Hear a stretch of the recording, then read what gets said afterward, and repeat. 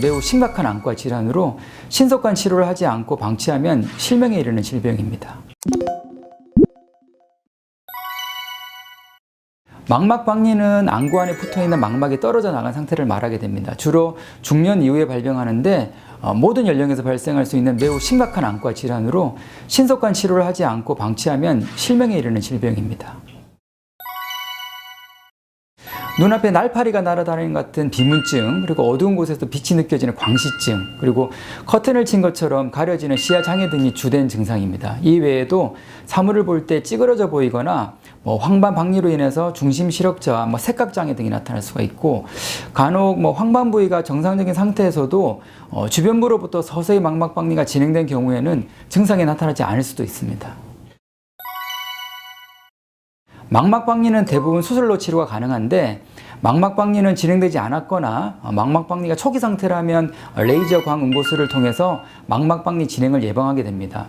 망막박리의 진행이 많이 된 상태라면 유리체 절제술, 공막 돌융술 등의 방법으로 떨어진 망막을 다시 붙여주는 망막 유착술을 시행하게 됩니다. 망막은 신경조직으로 이루어졌기 때문에 질병이나 외상에 의해서 손상되었을 때 회복이 좀 어렵습니다. 그렇기 때문에 이러한 망막 같은 경우 조기에 질병을 발견하고 치료하는 것이 중요합니다. 고도근시인 경우 발생 확률이 높기 때문에 망막 검사는 필수로 진행해야 합니다. 근시는 빛이 망막에 정확하게 맺히지 못하고 그 빛의 초점이 망막보다 앞에 맺히는 것을 말합니다.